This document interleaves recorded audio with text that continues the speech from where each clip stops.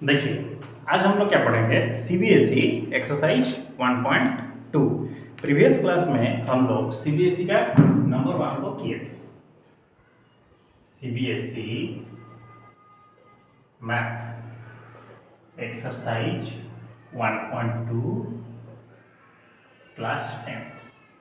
तो previous class में हम लोग प्रूफ किए थे जो √2 इज ए इरेशनल नंबर। आज हम उससे थोड़ा आगे बढ़ते हैं। देखिए 2 नंबर और 3 नंबर जो दिया है दोनों एक जैसे ही हैं। हम 2 नंबर को करते हैं। 2 नंबर में ये बोला गया कि 3 + 2√5 इज ए इरेशनल नंबर, ये आपको प्रूफ करना है।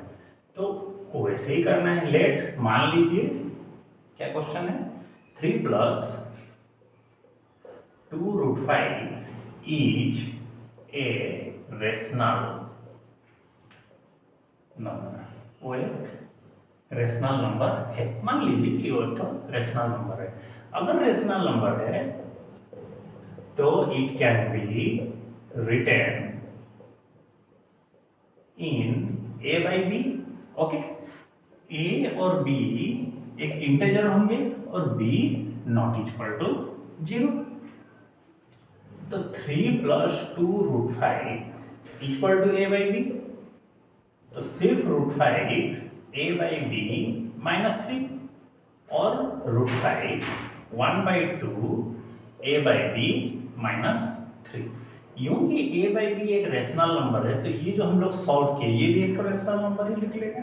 ठीक है नहीं, 1/2 a/b -3 is a rational number. अगर ये रेशनल नंबर हो रहा है तो इक्वल टू किसके साथ है, √2 के √5 के साथ। सो √5 इज ऑल्सो रेशनल नंबर। ठीक है, तो √5 भी क्या है, एक रेशनल नंबर है। लेकिन √5 तो रेशनल नहीं था, but it contradict that √5 is a irrational number. ठीक है नहीं, ये उसका कॉन्ट्राडिक्शन जा रहा है ना कि √5 एक इरेशनल नंबर है। Hence 3 + 2√5 is an irrational number. मतलब हम लोगों ने जो अजम्पशन लिया था वो गलत है और 3 + 2√5 एक इरेशनल नंबर है। ठीक है, ऐसे ही प्रूफ करना है बाकी सबको सॉल्व कर करके। ठीक, आज हम चलते हैं दूसरा चैप्टर जो कि है पॉलिनोमियल के तरफ। देखिए पॉलिनोमियल 9th क्लास में हम लोग जो थोड़ा बहुत पढ़े थे, पॉलिनोमियल अपने आप में एक अलजेब्रिक एक्सप्रेशन है। ठीक है, बहुत सारे यहाँ पर आप पढ़िएगा जो अलजेब्रिक एक्सप्रेशन है, लेकिन अपने आप में एक चैप्टर है। ठीक, तो उसमें से पहला वाला एक चीज है जो है पॉलिनोमियल। ठीक, तो एक्सरसाइज अब 1.2 नहीं रहा, चैप्टर 2। ठीक, अलजेब्रिक एक्सप्रेशन क्या होता है,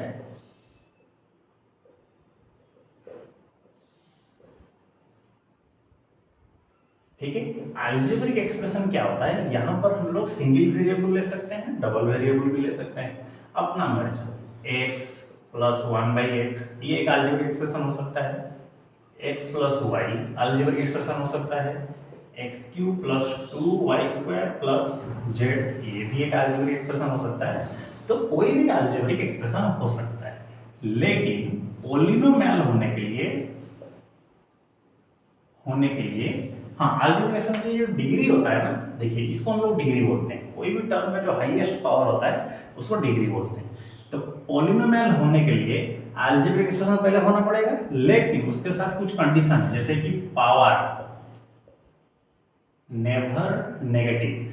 पावर कभी नेगेटिव नहीं होगी। यहाँ पर देखिए पावर नेगेटिव हो जाएगा, x⁻⁻1 हो जाएगा। ठीक है, और ये सिंगल वेरिएबल रहेगा। ठीक है, सिंगल वेरिएबल ऑलवेज, ये हमेशा सिंगल वेरिएबल ही रहेगा। ठीक, और तो ये एक पॉलिनोमियल हो जाएगा, जैसे कि x² + 2x + 1 ये एक पॉलिनोमियल है। ठीक है, x cube plus 3x square plus 3x plus 1, ये भी एक तो पॉलिनोमियल में चला जाएगा। ओके, तो हम लोग टर्म के हिसाब, डिग्री के हिसाब से, और डिग्री हमेशा देखिए डिसेंडिंग ऑर्डर में लिखा जाता है, ठीक है। जो पावर होता है, power of terms always written in descending order, descending order. Okay, descending order में हमेशा लिखा जाता है जो पावर्स होते हैं 3 2 1 0। ओके, अब देखिए पॉलिनोमियल के टाइप्स, दो तीन तरह के पॉलिनोमियल्स होते हैं। देखिए, ठीक है, अलजेब्रिक एक्सप्रेशन अब हम किस में चलेंगे, पॉलिनोमियल्स। अब पॉलिनोमियल के टाइप्स देखिए, पॉलिनोमियल भी दो तीन तरह के होते हैं। पहला वाला है लीनियर, लीनियर पॉलिनोमियल, ठीक है, जिसमें जो डिग्री होगा वो एक होगा, डिग्री 1, जैसे कि x प्लस 1। दूसरा है लीनियर, उसके बाद क्या है, क्वाड्रेटिक, ठीक है, क्वाड्रेटिक पॉलिनोमियल, ओके, जिसका डिग्री 2 होगा, ठीक है, जैसे कि x square plus x plus 1, ठीक है। फिर आता है क्यूबिक पॉलिनोमियल, जिसका डिग्री होगा 3, ओके, जैसे कि एक्स क्यूब प्लस 2x का स्क्वायर प्लस x प्लस 1, ठीक है। तो इसका डिग्री कैसे हो गया, क्यूबिक डिग्री के हिसाब से पॉलिनोमियल अलग अलग तरह के होते हैं।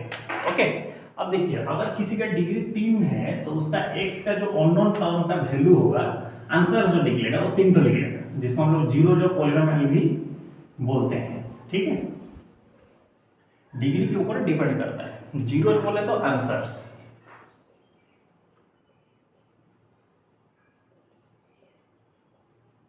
मतलब ऐसा एक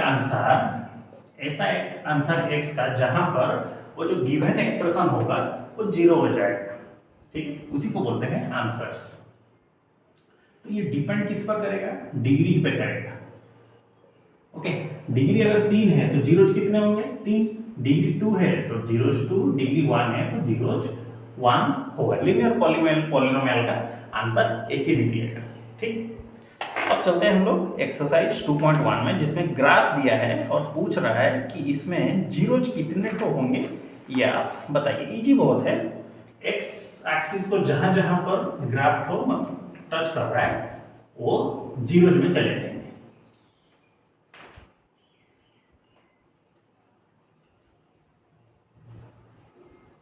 देखिए, ये पहला वाला क्वेश्चन है, ऐसे जा रहा है तो यहां पर जीरो जो होंगे, जीरो कोई नहीं है, ठीक है। दूसरा वाला जो ग्राफ है उसमें क्या किया गया है, जो लाइन जो जा रहा है ऐसे जा रहा है, तो एक्स एक्सिस को कहां पर टच कर रहा है, एक पर टच कर रहा है, तो इसका आंसर एक आएगा। दूसरा, फिर ये कितने बार टच कर रहा है, ऐसे गया फिर ऐसे गया, तो 2 बार टच कर रहा है, तो यहां पर x का वैल्यू 2 रहेगा, मतलब जीरोज 2 ठो रहेंगे। नीचे जो दिया है ऐसे, तो यहां पर जीरोज कितने होंगे, 2 ठो होंगे। तीसरा वाला जो दिया गया है कि ऐसे, तो x एक्सिस को ये कितनी बार टच कर रहा है, 4 बार टच कर रहा है, ठीक है, तो 4 होगा, ठीक। तो उसके बाद ये कितने बार टच कर रहे हैं, ऐसे करके गया ऊपर, फिर नीचे आ रहा है,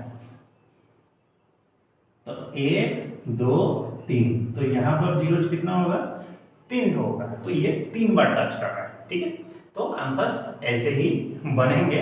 तो आज आप लोग का होमवर्क ही यही है कि एक्सरसाइज 1.2 और 2.1 ऑल राइटिंग और प्रैक्टिस, और किसी को अगर कुछ सजेशन देना हो या फिर डाउट हो तो हमको इस नंबर पे कांटेक्ट कर देना, ठीक है। तो मिलते हैं हम लोग अगले क्लास में, तब तक के लिए सी यू नेक्स्ट। जय हिंद, अपना ख्याल रखना और पढ़ाई अच्छे से करते रहना। नमस्कार।